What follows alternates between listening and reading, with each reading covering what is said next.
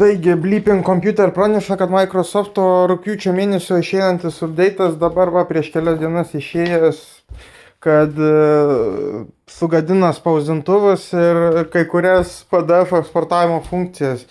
Čia galite daugiau pasiskaityti, kad Microsoft'as patvirtino, kad .NET Framework'o atnaujinimas paleistas kaip update'o, kaip rugpjūčio 26 metų patch'o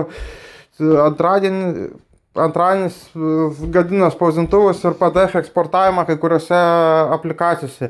Taigi noriu perspėti, kad ta prasme nenaujinkit arba išjunkit update'us, arba praleiskit tą update'ą, arba išjunkit update'us, neskubėkit naujint, nes Windows 11 pastoviai susiduria vis su kažkokiamis tai problemomis.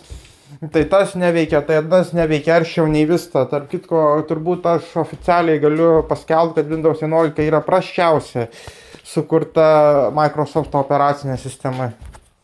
Galite su manim nesutikti.